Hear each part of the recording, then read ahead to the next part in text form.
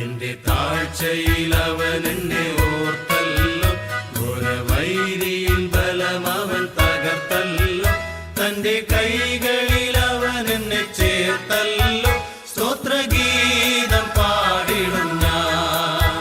തന്റെ കൈകളിൽ അവൻ എന്നെ ചേർത്തല്ലോ, സ്തോത്രഗീതം പാടിടും ഞാൻ. കൃപയും നിന്നാശ്രയമായി ഹല്ലേലൂയ, കൃപയും നിന്നാനന്ദമായി. വൈരികൾ വന്നാലും എതിരുയർന്നാലും കൃപ മതിയെന്നാളും.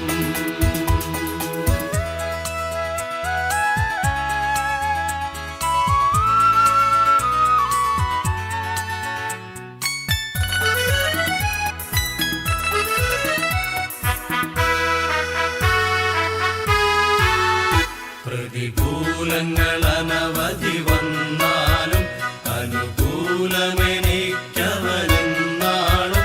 തിരുജീവനെ തന്നവനിനിമേലും കൃപയാൽ നടത്തുമെന്നേ. തിരുജീവനെ തന്നവനിനിമേലും കൃപയാൽ നടത്തുമെന്നേ. കൃപയും നിന്നാശ്രയമായി ഹല്ലേലൂയ, കൃപയും നിന്നാനന്ദമായി. വൈരികൾ വന്നാലും എതിരുയർന്നാലും കൃപ മതിയെന്നാളും. മനുഷ്യ ജീവിതത്തിൽ അത്യന്താപേക്ഷിതമായ രണ്ട് കാര്യങ്ങളാണ് ഉറപ്പും ധൈര്യവും. ജീവിത വിജയം നേടണം എന്നാഗ്രഹിക്കുന്ന എല്ലാവർക്കും ഉണ്ടായിരിക്കേണ്ടുന്നതായ രണ്ട് ഗുണങ്ങളാണ് ഈ ഉറപ്പും ധൈര്യവും എന്നുള്ളത്. തിരുവെഴുത്തിലും നമുക്കിത് തന്നെ കാണുവാൻ സാധിക്കും.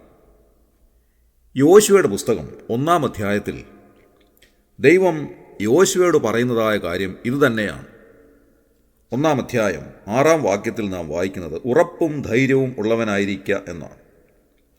7-ാം വാക്യത്തിലും ഇത് തന്നെ നാം കാണുന്നുണ്ട്, നല്ല ഉറപ്പും ധൈര്യവും ഉള്ളവനായി മാത്രമിരിക്കുക. ദൈവവചനം നമ്മെ അനുശാസിക്കുന്നതും അതുതന്നെയാണ്. നാം എല്ലാ സമയത്തും നല്ല ഉറപ്പും ധൈര്യവും ഉള്ളവരായിരിക്കേണ്ടത് ആവശ്യമാണ്. ജീവിതത്തിൽ ഉറപ്പും ധൈര്യവും എന്ന് പറയുന്നത് അത്യന്താപേക്ഷിതമായ വസ്തുതയാണ്. നമുക്ക് ഓരോരുത്തർക്കും ഓരോ സ്വഭാവങ്ങളാണ് ഉള്ളത് എന്ന് കാണുവാൻ സാധിക്കും. ഒരാളുടെ സ്വഭാവമായിരിക്കുകയില്ല മറ്റൊരാളുടെ സ്വഭാവം. ചിലരെ സംബന്ധിച്ചിടത്തോളം അവർക്ക് നല്ല ശുഭാപ്തി വിശ്വാസമുള്ള ആളുകളായിരിക്കാം. അങ്ങനെയുള്ളവർക്ക് എപ്പോഴും ജീവിതത്തിൽ ഒരു പ്രതീക്ഷയുണ്ട്, ഒരു ശുഭപ്രതീക്ഷയുണ്ട്. ഏതൊരു കാര്യത്തോട് അവർ സമീപിക്കുന്നുവോ അപ്പോഴൊക്കെ അവർ അതിനെ ഒരു പോസിറ്റീവായിട്ടാണ് കാണാൻ സാധിക്കുന്നത്. അതിലെ പോസിറ്റീവായിട്ടുള്ള കാര്യങ്ങൾ പെട്ടെന്ന് അവരുടെ ശ്രദ്ധയിലേക്ക് വരുന്നു. ഒരു പോസിറ്റീവ് വൈബ്സ് അവർക്കുണ്ടാകുന്നു. അങ്ങനെ ഏതൊരു കാര്യത്തിൻ്റെയും ഒരു ശുഭകരമായ വശമാണ് അവരുടെ ശ്രദ്ധയിലേക്ക് ആദ്യം വരുന്നത്. അതുകൊണ്ട് അവർ അതിനെ സാവധാനത്തിൽ പഠിക്കുവാനും മനസ്സിലാക്കുവാനും ശ്രമിക്കും. അതിലെ ശുഭകരമായ കാര്യങ്ങൾ എന്തൊക്കെയാണ് എന്നുള്ളത് അവർക്ക് പെട്ടെന്ന് മനസ്സിലാവുകയും അത് അവരുടെ ജീവിതത്തിൽ പ്രാവർത്തികമാക്കാൻ ശ്രമിക്കുകയും ചെയ്യും. ഒരു പോസിറ്റീവ് വൈബ്സ് ഉള്ള ആളിനെ സംബന്ധിച്ചിടത്തോളം എപ്പോഴും അദ്ദേഹത്തിൻ്റെ മുഖം പ്രസന്നമായിരിക്കും എന്നുള്ളതൊരു പ്രത്യേകതയാണ്. കാരണം അവരുടെ ജീവിതത്തിലെ ഏതൊരു കാര്യത്തിലും അതിലെ ശുഭകരമായ കാര്യങ്ങളാണ് അവരുടെ മനസ്സ് നിറയുള്ളത്. എന്ന് വെച്ചാൽ അതിൻ്റെ മറുവശം അവർ ചിന്തിക്കുന്നേ ഇല്ല എന്നല്ല അതിൻ്റെ അർത്ഥം. അതിലെ ശുഭകരമായ കാര്യങ്ങൾ പ്രാവർത്തികമാക്കുവാൻ ഒരു വാഞ്ച അവർക്കുണ്ടാകുന്നു. അതുകൊണ്ട് എപ്പോഴും ജീവിതത്തിൽ സന്തോഷം അനുഭവിക്കണം എന്നുള്ളതായ ഒരു മാനസിക നില അവരെ ഭരിക്കുന്നത് കൊണ്ട് എപ്പോഴും അവർക്കൊരു പോസിറ്റീവ് വൈബ്സ് ഉണ്ടായിരിക്കും. അവരുടെ ജീവിതത്തിൽ എപ്പോഴും ശുഭകരമായ സന്തോഷകരമായ അനുഭവങ്ങളെയാണ് അവർ പ്രതീക്ഷിക്കുന്നത്. അത് വാസ്തവത്തിൽ അവരുടെ ജീവിതത്തെ സന്തോഷപ്രദമാക്കുന്നു എന്നുള്ള കാര്യത്തിൽ സംശയമില്ല. അസാധ്യം എന്ന് തോന്നാവുന്ന പല കാര്യങ്ങളും അവരുടെ ജീവിതത്തിൽ വരുമ്പോൾ ആ സാധ്യതയിലൂടെ സാധ്യതകളെ കണ്ടെത്തുവാൻ അവർ ശ്രമിക്കുന്നു. നെപ്പോളിയൻ പറഞ്ഞതുപോലെ അസാധ്യമായി ഒന്നുമില്ല എന്ന് അവർ വിചാരിക്കുന്നു. അതുകൊണ്ട് ഒറ്റനോട്ടത്തിൽ അസാധ്യമെന്ന് തോന്നാവുന്ന കാര്യങ്ങളിൽ പോലും സാധ്യതകൾ കണ്ടെത്തുവാൻ ഒരു പോസിറ്റീവ് വൈബ്സ് ഉള്ള ആളിന് സാധിക്കും എന്നുള്ളത് തീർച്ചയായും നാം അംഗീകരിക്കേണ്ടുന്നതായ ഒരു വസ്തുതയാണ്. അതേസമയം ചില ആളുകളെ സംബന്ധിച്ച് അവർക്കെപ്പോഴും ഒരു നെഗറ്റീവ് മെൻറ്റാലിറ്റി ആയിരിക്കും ഉണ്ടായിരിക്കുന്നത്. എല്ലാറ്റിലും അവർ കാണുന്നത് അസാധ്യതകൾ മാത്രമാണ്. എല്ലാ കാര്യങ്ങളോടും അവർ സമീപിക്കുന്നത് അതിൻ്റെ ദോഷവശങ്ങൾ മാത്രം കണ്ടുകൊണ്ടാണ്. എന്തു കേട്ടാലും എന്ത് കണ്ടാലും അതിലെ ദോഷം മാത്രമേ അവരുടെ മുൻപിലേക്ക് വരികയുള്ളൂ. അവരെ നാം ദോഷൈക ദൃക്കുകൾ എന്നാണ് മലയാള ഭാഷയിൽ സംബോധന ചെയ്യാറുള്ളത്. ഏതൊരു കാര്യത്തിലും ദോഷം മാത്രം കാണാൻ ശ്രമിക്കുന്ന ആളുകൾ. അവരുടെ മുഖം പ്രസന്നമായിരിക്കണമെന്നില്ല, എല്ലാ സമയത്തും അവരുടെ മുഖം മ്ലാനമായിരിക്കാനാണ് സാധ്യത. കാരണം അവരെപ്പോഴും കാണുന്നത് ദോഷം മാത്രമാണ്. അങ്ങനെയുള്ളവരുടെ ജീവിതത്തിൽ തന്നെ ഒരു സന്തോഷമില്ലാത്ത അനുഭവമാണ് സാധാരണയായി കണ്ടുവരുന്നത്. പ്രിയമുള്ളവരെ, ദൈവവചനം നമ്മോട് പറയുന്നത് നല്ല ഉറപ്പും ധൈര്യവും ഉള്ളവനായിരിക്കുക എന്നാണ്. ഒരു പോസിറ്റീവ് വൈബ്സ് എല്ലാ സമയത്തും നമ്മുടെ ജീവിതത്തിൽ ഉണ്ടാകണം എന്ന് ദൈവവചനം നമ്മോട് ആവശ്യപ്പെടുകയാണ്. നാം എല്ലാ സമയത്തും നിരാശരായി പോകുവാനല്ല ദൈവം നമ്മെ സംബന്ധിച്ച് ആഗ്രഹിക്കുന്നത്. കർത്താവ് നമ്മോട് കൂടെ ഉള്ളതുകൊണ്ട് അസാധ്യതകളെ അല്ല നാം കാണുന്നത്, ആ അസാധ്യതകളുടെ മധ്യത്തിൽ ദൈവം നമുക്ക് ചെയ്തു തരുന്നതായ സാധ്യതകളെയാണ്. അതാണ് വാസ്തവത്തിൽ നമ്മെ ഒരു പോസിറ്റീവ് നിലയിലേക്ക് നമ്മുടെ ജീവിതത്തെ കൊണ്ടുവരുന്നത്. ജീവിതത്തിൽ സന്തോഷം കണ്ടെത്തുവാൻ, കഷ്ടതയിലും പാടുവാൻ നമുക്ക് സാധിക്കുന്നതിൻ്റെ കാരണം ആ ഒരു വലിയ ചിന്താഗതി തന്നെയാണ്. അതുകൊണ്ട് യോശുവയോട് ദൈവം പറയുന്നത് പോലെ ഉറപ്പും ധൈര്യവുമുള്ളവനായി മാത്രം ഇരിക്കുക എന്നുള്ളത് നമ്മുടെ ജീവിതത്തിൽ പ്രാവർത്തികമാക്കുവാൻ നാം ബാധ്യസ്ഥരാണ്. എന്താണ് നമുക്കുള്ളതായ ഉറപ്പ്? ദൈവവചനം നമുക്ക് നൽകുന്നതായ ഉറപ്പാണ് യഥാർത്ഥത്തിലുള്ളതായ ജീവിത വിജയം എന്ന് പറയുന്നത്. ദൈവഹിതമനുസരിച്ച് നാം ജീവിക്കുമ്പോൾ ദൈവവചനം നമ്മോട് പറയുകയാണ്, കർത്താവ് നമ്മോട് കൂടെയുണ്ട്, ഭയപ്പെടേണ്ട, ഞാൻ നിന്നോട് കൂടെയുണ്ട്. അത് വലിയൊരു ഉറപ്പാണ്.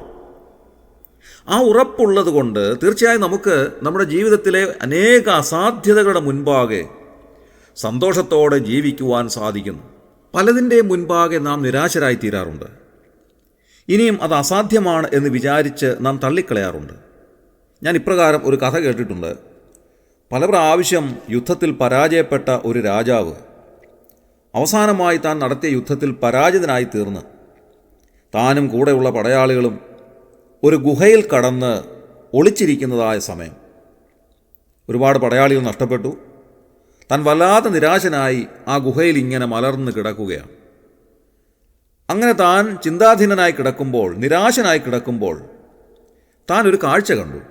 ഒരു ചെറിയ ചിലന്തി ആ ഗുഹയുടെ ഒരു ഭാഗത്തെ ഭിത്തിയിലൂടെ വളരെ സാവധാനം പിടിച്ചു കയറി മുകളിലേക്ക് ചെന്നിട്ട് അത് മറുഭാഗത്തേക്ക് എടുത്തു ചാടുകയാണ്. അതിൻ്റെ വല കെട്ടുന്നതിന് വേണ്ടിയുള്ളതായ ഒരു ശ്രമമാണ്.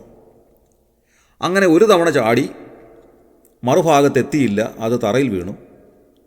വീണ് കഴിഞ്ഞ് ആ ചിലന്തി വീണ്ടും പതിയെ നടന്ന് പഴയ സ്ഥാനത്തുകൂടെ മുകളിലേക്ക് കയറി വീണ്ടും ചാടി നോക്കി, എത്തിയില്ല.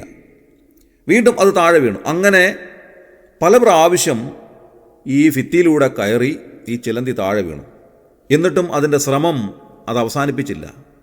6ാം തവണ ഈ ചിലന്തി വീണ്ടും ആ ഭിത്തിയിലൂടെ പിടിച്ചു കയറി പഴയ സ്ഥാനത്ത് വന്ന് എടുത്തു ചാടി.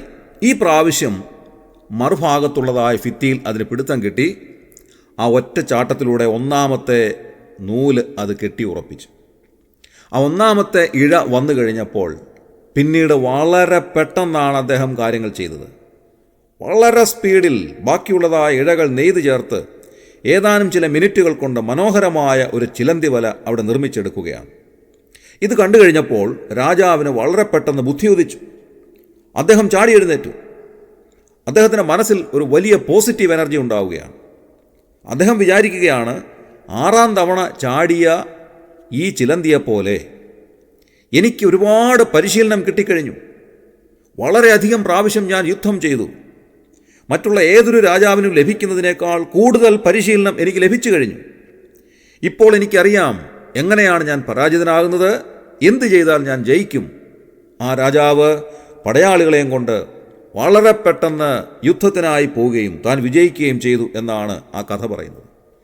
പ്രിയമുള്ളവരെ, പലപ്പോഴും നാം നിരാശരായി തീരുന്നതിൻ്റെ കാരണം ഒരു വലിയ നെഗറ്റീവ് വൈബ്സ് നമ്മുടെ മനസ്സിലുണ്ട് എന്നുള്ളതാണ്. അപ്പോസ്തലനായ പൗലോസ് കൊരിന്ത്യ ലേഖനത്തിൽ ഇങ്ങനെ എഴുതിയിരിക്കുന്നു. 1 കൊരിന്ത്യർ 15-ാം അധ്യായം 58-ാം വാക്യം: ആകയാൽ എൻ്റെ പ്രിയ സഹോദരന്മാരെ, നിങ്ങൾ ഉറപ്പുള്ളവരും കുലുങ്ങാത്തവരും നിങ്ങളുടെ പ്രയത്നം കർത്താവിൽ വ്യർത്ഥമല്ല എന്നറിഞ്ഞിരിക്കിയാൽ കർത്താവിൻ്റെ വേലയിൽ എപ്പോഴും വർദ്ധിച്ചു വരുന്നവരും ആകുവിൻ. നാം ഉറപ്പുള്ളവരും കുലുങ്ങാത്തവരുമായിരിക്കണം. ദൈവവചനത്തിൽ നല്ല ഉറപ്പുള്ളവരായി ദൈവം നൽകിയിട്ടുള്ളതായ വാഗ്ദത്തങ്ങളിൽ നല്ല ഉറപ്പും നല്ല വിശ്വാസമുള്ളവരായി നാം മാറേണ്ടത് ആവശ്യമാണ്. എന്നാൽ പല വിശ്വാസികളെ സംബന്ധിച്ച് നോക്കുമ്പോഴും അവർക്ക് ദൈവം നൽകിയിട്ടുള്ളതായ വാഗ്ദത്തങ്ങളിൽ നല്ല ഉറപ്പില്ലാത്തവരാണ്. കർത്താവ് കൂടെയുണ്ട് എന്നുള്ളത് പൂർണ്ണമായി അങ്ങോട്ട് വിശ്വസിക്കുവാൻ അവർക്ക് സാധിക്കുന്നില്ല. അവർക്ക് പലപ്പോഴും പല അഭിപ്രായങ്ങളാണ്. ഏകാഭിപ്രായത്തിലേക്ക് വരുവാൻ അവർക്ക് സാധിക്കുന്നില്ല. യാക്കോബിൻ്റെ ലേഖനത്തിൽ നാം അത് വായിക്കുന്നുണ്ട്. യാക്കോബിൻ്റെ ലേഖനം 1-ാം അധ്യായം 8-ാം വാക്യത്തിൽ ഇരുമനസ്സുള്ള മനുഷ്യൻ തൻ്റെ വഴികളിലൊക്കെയും അസ്ഥിരനാകുന്നു എന്നാണ് എഴുതിയിട്ടുള്ളത്. അതുകൊണ്ട് നാം ഇരുമനസ്സുള്ളവരായി അസ്ഥിരരായി പോകുവാനല്ല ദൈവം നമ്മെ സംബന്ധിച്ച് ആഗ്രഹിക്കുന്നത്.